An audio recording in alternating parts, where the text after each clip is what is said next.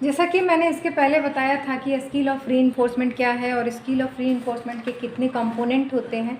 तो 3 कंपोनेंट के बारे में हम पहले अध्ययन कर चुके हैं और आज 4 कंपोनेंट के बारे में और अध्ययन करेंगे। तो 3 कंपोनेंट हो चुका था। चौथा कंपोनेंट है अशाब्दिक ऋणात्मक पुनर्बलन, नेगेटिव नॉन वर्बल रीइंफोर्समेंट।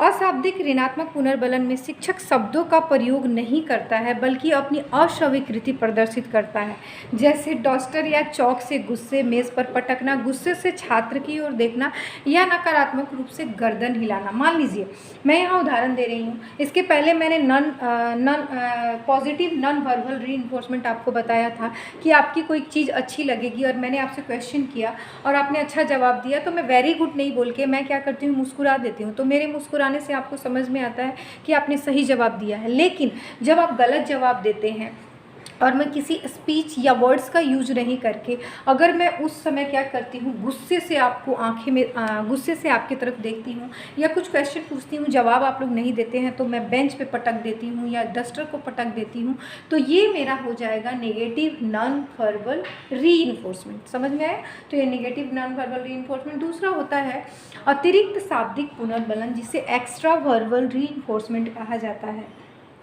तो एक्स्ट्रा वर्बल रीइंफोर्समेंट जो होता है शाब्दिक धनात्मक एवं अशाब्दिक धनात्मक पुनर्बलन के अतिरिक्त शिक्षक कभी कभी अतिरिक्त शब्दों का प्रयोग करता है, जैसे मुंह से आवाज़ करना, उफ, वाव, वाव, ऐसे तरीके से आवाज़ भी करते हैं। तो ये एक्स्ट्रा वर्बल रीइंफोर्समेंट होते हैं।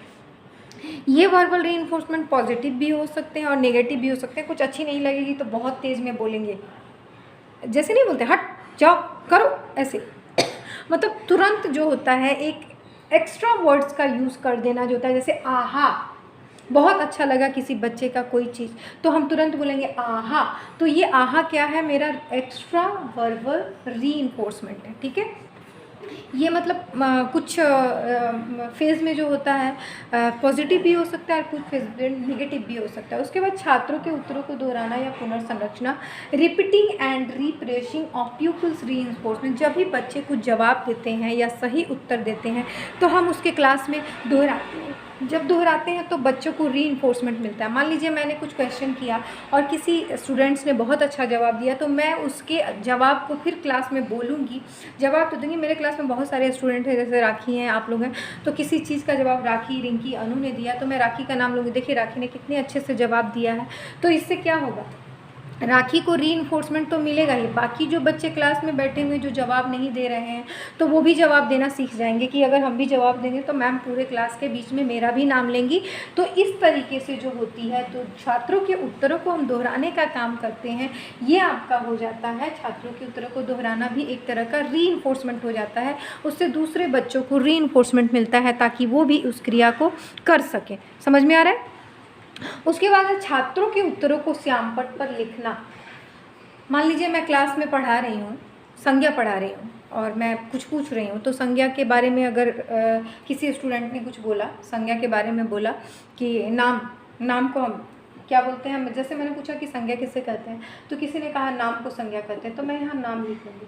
किसी ने कहा कि वस्तु को संज्ञा कहते हैं, तो मैं अब वस्तु लिख लूँगी। तो सभी बच्चे बहुत खुश हो जाएंगे कि जो मैं बोल रही हूँ यानी बहुत इंपॉर्टेंट चीज़ बोल रही हूँ, क्योंकि बच्चे जो होते हैं ना साइकोलॉजिकल जो होते हैं, बहुत ये होते हैं, जुड़े होते हैं।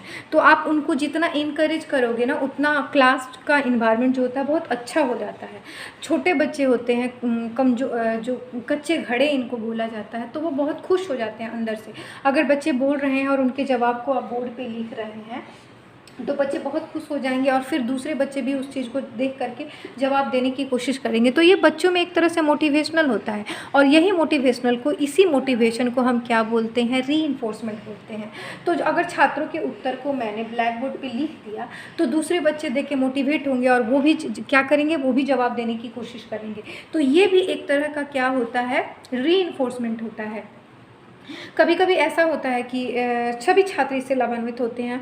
सैमपट पर जब लिख दिया जाता है छात्रों के आंसर को, तो बाकी वो जो छात्र होता है जिसका नाम लिखते हैं, मान लीजिए राखी ने यहाँ कुछ बोला और राखी के वर्ड को मैंने यहाँ लिख दिया, तो राखी को बहुत अच्छा फील होगा। देन बगल में उसकी कोई फ्रेंड बैठी हुई, नंदिता है, अनु है, तो उन लोग को भी बहुत अच्छा लगेगा। दूसरी बार वो भी उत्तर देंगी ताकि मेरा नाम भी, हमने जो बोला है उसको भी टीचर जो होती हैं बोर्ड पे लिखे। इससे बच्चे जो होते हैं काफ़ी गौरवान्वित फील करते हैं। तो ये सारी टेक्निक होती है रीइंफोर्समेंट को बढ़ाने के लिए। जो कंपोनेंट होता है वो मैंने आपको बताया है। तो टोटल मैंने कितने कंपोनेंट आपको बताए थे? 7 कंपोनेंट बताए थे कि 7 कंपोनेंट जो होते हैं क्लास में रीइंफोर्समेंट को बढ़ाने के लिए जो होता है यूज़ किया जाता है। तो आज ये 7 कंपोनेंट जो होता है ख़त्म हो रहा है।